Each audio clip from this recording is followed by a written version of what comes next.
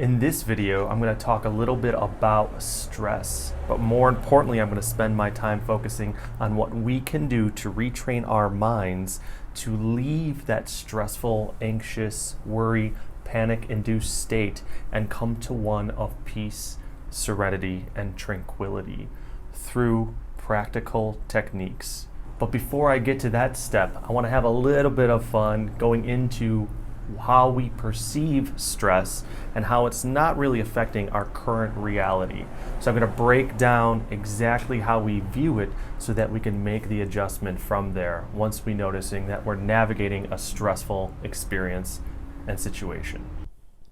So I broke down the three different realities that your mind perceives: past, present, and future. The easiest one to start working on immediately is the future, because that is a reality that has yet to unfold. It hasn't occurred yet. With a future reality, it's something we can take our time with, and we can see how our mind functions and then slowly step away from that. We're not dealing with a fight or flight scenario in our current reality, and we don't have to go to super deep psychotherapy digging to kind of excavate all this old trauma that's associated with a past reality.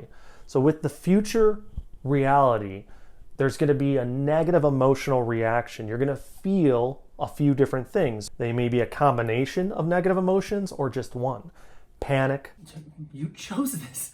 You said you gotta go to school and make them happy. Everyone goes to school. You love school. You love school. Must love school. Worry. Dios mío, Dios mío, Dios mío. She's never late. It's been almost 30 seconds. Now there's helicopters flying around. She's probably doing drugs in the helicopter. Stress. Hey Joe, I got your mail. Here you are. Hey man, is everything all right? Seem a little stressed. Huh? I'm not stressed. Anxiety.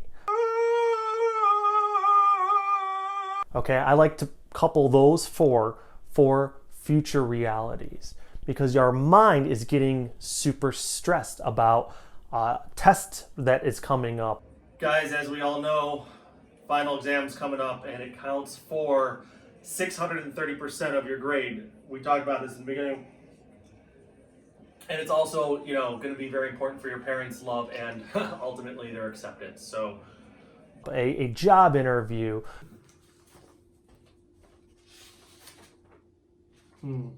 That's interesting. So I see here that you don't have any job experience, but yet you want a job. A project that has to be done for work. Oh, Tim, before I forget, I need you to come in on Saturday and Sunday through the end of the year. Thanks, bud. Only one. The list is endless about stresses that need to get done and that are kind of weighing down on us. But yet, if we take in our current reality, nothing is harming us. It's our mind saying, you got to do this, you got to perform well. It adds all this crazy pressure, and that narrator, that roommate, is literally incessant, weighing down upon us and our performance, and it's causing us to get stressed out. Then we have anxiety that's associated with that. We have worry, we have panic. And all this stuff is attached to a future reality that has yet to even exist. We're worrying about something that hasn't even happened. We're acting as if it's happening right here and right now. Our body doesn't even know the difference. It's reacting like we are in that stressful environment or situation when we're not. We may be just sitting at our desk or on our couch or in the comfort of our bed, finding ourselves navigating this super stressful, panic-induced worry situation in the comfort of our own home or workplace or wherever it may be. So that's what we're going to concentrate now on, is a future reality. Stress, worry, panic, anxiety. Do you have any of these in your life? Baby, don't say that. I want to be exclusive, just with other girls too. No, I talked to Mom and Dad. They just need you to get your shit together. I guess, I don't know, maybe just be more like me. Jen, thanks for coming in for your annual evaluation, especially on Christmas Day. Shows a lot of dedication. Let's get to it. we're going to need you to do more work better and for less money. That's only fair, Jenny. You've got to compromise with us, okay? And also stop worrying about dreams of success outside of the company, okay? We need you to focus. Thank you all for attending today's orientation. It'll be hosted by yours truly, a seemingly well put together and successful individual who's actually suffering from deep-seated insecurities and complete and utter disbelief of love, compassion, and empathy. And this is whiskey. So for today's time, we're going to consider all of your life's dreams, pursuits, and even future accomplishments that you think would qualify you as successful to your parents, friends, and let's just go for strangers too. Okay, so we're going to give you plenty of time to figure this out. We want you to get started now, and you have 7 seconds. 6, 5, writing people, we're writing. 3, 2. Well, then this video is going to help you out. So we're going to segment each one of those basically by saying they don't exist. None of those things are needed when you're not in a situation where your life is being threatened. If there is a fire in the first story of a building that you're on the 13th story of, yes, you are not on fire and you potentially could be in fire. That's a fight or flight situation. So your body, your mind is reacting to having to get you to safety. That's necessary. We get that. You got to get out there and get safe. Anything that's of importance that has yet to occur, that's where the stress comes in. That's where the panic and the worry and anxiety come in. So we're going to ask ourselves, what happens in those situations? Well, your mind looks at them and goes, this is super important, freak out. Basically, it's telling you to take that so important that if you don't, your whole entire life relies and it depends on this event occurring a certain way. And hence, the anxiety, the stress, the panic, and worry flow in. Great, understood, Joe. Loud and clear, but now how do I navigate through that? How do I turn off the stress, the anxiety, and the worry? So the first step is simple. It's literally noticing that you're emotionally having this reaction. Stress, panic, anxiety, worry. When you are experiencing any one of those 4 emotions, you stop and you take inventory. You take into account where you are and what's going on. And you go, okay, wait, I'm super stressed about this exam or this project or this interview that's coming up. And I feel my heart is racing. I'm uncomfortable. I'm jittery. So stop. What is this? What's going on? Well, I'm worried about being my best and giving a good performance or turning in a good project because I've placed a bunch of importance on the results of that stuff. So once we've assessed this is panic or worry or stress or anxiety, we've won. We go, okay, I watched that video of that charming man, Joe, and he described to me that those were tied to a future reality. So that reality is not surrounding me now. It's a future that has yet to unfold. So if I'm having stress, what I'm going to do is take myself to presence. We're gonna come to center. What that entails is, first and foremost, you assess your current reality. Okay, Joe, I see what you're doing here. Your mind is drumming up a lot of stress and anxiety, and it's getting you worked up. I know that's what's happening based upon my emotional reactions, so I have to come to center. What that means is take account of everything that is happening right here and now. Take an inventory of your current environment. First and foremost, what you'll always have no matter where you are is breath. So you're going to monitor your breath as it comes in and as it flows out.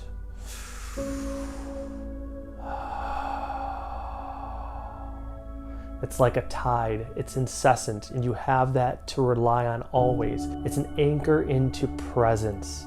So when you find yourself in that emotionally reactive state, come to breath. Focus on your breath and count it if you have to. Inhale, 1, Exhale. 2. Inhale. 3. Exhale. 4. Use your breath to pull you into the present moment. In addition to that, you're going to take an account with your senses, your hearing, your sight, your sense of feel and touch, your smell. And I want you to look at your surroundings as if you have to report back to me about everything you saw in exacting detail. Okay, so you're going to look at everything like you've never perceived it before. I like to make the analogy like a person that is colorblind was just granted sight of color. You've seen those videos out there with those people who put on the glasses and they become very emotionally overwhelmed because they've never experienced color before. That's the way I want you to look at your surroundings. Whether you're in a classroom, an office building, your cubicle at work, walking outside, in your house, usually stresses come at any time. So wherever you are, you stop. First, center on breath. Breathing in, breathing out. Monitor it. Feel your belly ebb. Feel your chest expand. Feel the breath, the air coming in through your nose. And as you exhale, it's going to be warmer. Notice how it feels to feel your lungs. Take in an account of the process of breath, not just what the air feels like, but your body going through that breathing motion. Then, as we've discussed, then take into account of your current surroundings. Look at everything with that examining, scanning focus. Look at stuff like you've never seen it before. Touch. You're gonna feel stuff around you. The fabric of this chair that I'm sitting on, the grain of the fabric, how it feels, your jeans, your skin. Take into account the air. Is there a wind coming through? Is it cool? Is it warm? Is the sun coming down and warming your shoulders? So everything that you feel in that moment, take inventory of it. Center within that sensation. Hearing, this is a big one. You're going to sometimes close your eyes and take into your breath.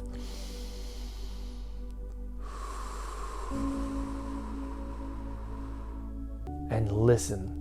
If you're outside, you may hear all the critters running around, the birds flying, the crickets possibly at night, the wind rustling the leaves, the white noise of traffic, or people speaking in the distance. It depends if you're in an urban environment or if you're out in the middle of solitude. If you're in nature, that's one of the best places to be, obviously, but a lot of us are not. We're in an urban environment, so we still take into account what's going on acoustically around us. And lastly, what you smell. Do you smell the bakery from downstairs? Is there a nice autumn breeze coming in? Do you smell fresh rain? Or did you not do laundry for several weeks and that's pretty apparent in the corner of your room? So anything you smell, you're gonna wanna take that in too. So we have breath, then we have the visual, then we have sound, what we're hearing, and we have sensation. So you're taking an inventory, you're analyzing your current reality, you're centering yourself within presence, and you're going to continue to breathe, and you're going to continue to look, and you're going to continue to hear, and you're going to continue to feel what's around you. But here's what's going to happen in addition to that. Your mind is going to want to pull you back into that stress, that anxiety, that worry, that panic. And it goes, yeah, we see what's going on here, but what about all that crap you got to worry about? What about that exam, that project, that job interview? All that stuff's going to come crashing back in with your mind. You just fight it. It's going to be an ebb, and you come back to center again. And you just go, shh, to your mind. Your mind's going to want to chatter. It's going to want to scare you. It's going to want to induce fear and that panic, stress, worry, anxiety. You come back to breath. You come back to the visual inventory that you're taking in, to the senses that you're feeling and what you're hearing. You take all of that into account and just reside within what you see, what you hear, what you feel, and what you smell. And little by little, what you're doing here is you're retraining your brain that it's not allowed to pull you into stressful considerations. It's not allowed to drum up anxiety and panic and worry. It's coming here and saying, when your brain wants to take you to a future reality that has yet to exist, you say no. We're staying here. And you're gonna do this. You're gonna center every single time you feel stress, anxiety, panic, and worry. And literally, you are retraining your brain to not exist in that reality, but to exist in this one. Like anything that you do physically, that you may be into yoga, rock climbing, surfing, biking, kite surfing, martial arts, fencing, whatever it is, it takes practice. You need to commit to it. It takes a routine of implementing that practice, that hobby, that athletic endeavor into your life with repetition. You're gonna notice that you're improving, that your mind is pulling you into stressful situations less and less and less and less. It's not gonna be nearly as difficult to center once this becomes routine for you. Just like if you go back to the gym after taking months off, your muscles are sore. It's hard at first, but once you get back into your routine, it becomes easier and you're seeing quicker results. It's the same thing with the mind. And you will win. Your true self will dominate eventually with routine, with practice, with dedication, determination, and the motivation here is to live a peaceful life outside of stress, anxiety, worry, and panic. So centering is meditation, basically, in presence. Meditation is a technique in mindfulness. It's a technique to center yourself when you're feeling emotional reactions. So you can rely upon the techniques you learned through meditation to come back to center and be in that peaceful, present state of being. So I know what you're gonna say. You're gonna say, well, if I'm present, I'm just gonna come back to that situation that's stressing me out, that's giving me anxiety or panic or worry. And that's not exactly true, because we're always gonna find ourselves in situations where we can choose to react by being stressful, anxious, panicked, or worried. But again, that is a choice. So it's not reliant on the situation, but our reaction to any given situation, circumstance, or event. So you're taking everything in and looking around and smelling and feeling and listening, and you're centering yourself on your breath.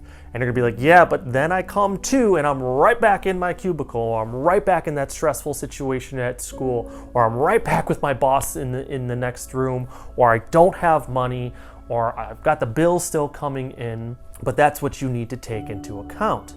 Is right now, is anything or anybody coming to hurt you, coming to steal away your life, to put you in harm's way? The answer most likely is no.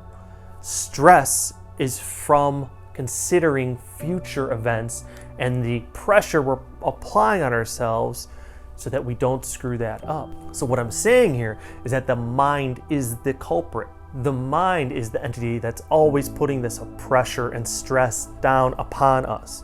When you're taking in the environment that surrounds you, when you're coming to presence and centering yourself through your senses, it's to show you that your brain is the one drumming up these thoughts of stress. What if this doesn't work out? But what if this doesn't happen? And oh my God, this could happen. And did you think about that? And if you don't pass the test and you don't get the job and you don't pay the bills, oh my God, oh my God, oh my God, oh my God. That's the problem, is that we take our inventory of our environment and none of that is occurring, but yet our mind wants to drum up this anxious, panic, worrisome stress. That's what we're retraining. We're retraining our brain, our mind, to be silent, to invest in what we're doing there and now. So if we have to study for that exam, then we're focusing our attention and our mind, our thoughts on the exam. We're preparing for that job interview with thoughts that benefit our preparation for said job interview. I'm going to speak slow. I know all the answers. I'm going to give them the information, and I'm going to be the best version of myself I possibly can be. And there's nothing else I can do beyond that. And sometimes you have to tell yourself that over and over and over again. I've got the bills stacking up. Well, which ones are the priority? Okay, then I'll attend to these, and then I'll continue to work and keep my head down and keep motivated and determined and encourage myself to continue pushing forth and not allow the thoughts of stress, worry, anxiety, and panic. My loved one's health is ailing, or my own health is ailing. Okay, well, does worry and panic add to it? Actually, it stimulates more unhealth. It stimulates disease and unrest and more problems that you don't need to worry on. So you're retraining your brain every single time to come to center, come here, reside here, and take in your surroundings.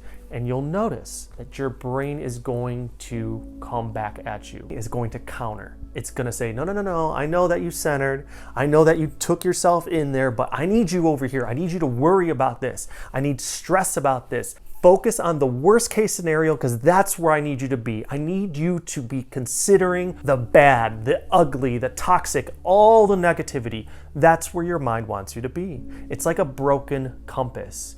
So you don't want to concentrate on that stuff. You go the opposite way. You come to peace, to success, to positive influences and thoughts. And that's what you're doing by centering into your current environment. You're coming to that place of peace. And you're retraining your brain that those thoughts of toxicity and negativity and worry and panic and stress and anxiety are not welcome. So when they come, you flip the switch, you turn it off, and they'll flip it back on. And you just go ahead and keep playing that game on and off, like somebody slapping a person's hand while trying to change the radio. Doesn't matter, because little by little you will win, and you will retrain your brain to reside in presence. And this is peace. This is stillness, tranquility, serenity. I feel joy. I feel calm, tranquil, relaxed, and my mind is now a tool to use towards whatever endeavor I wish, with clarity and focus and a bit of fun and joy and love too. So center within your reality, within your current environment. Focus on your breath. Take everything in as I discussed, and repeat that again and again and again every time your mind tries to pull you into the toxicity. Center, center, center. This alone will free up so much peace for you to experience in your life. It in of itself will be an extremely liberating practice, and you will see the results of your investment. Thank you guys so much for watching. I hope it helped and you enjoyed your time watching it, and you got some useful information on how to manage your own stressful situations. I'm back in the hammock, out here, living the dream, but I hope to do a lot more videos like this for other realities, past and present, associated with anger, impatience, frustration, annoyance, depression, regret, unforgiving, sorrow, suffering, grief, all that stuff. So please stay tuned. I appreciate in advance if you subscribe to the channel, and we'll have a bit more fun together. Thanks. Have a good day.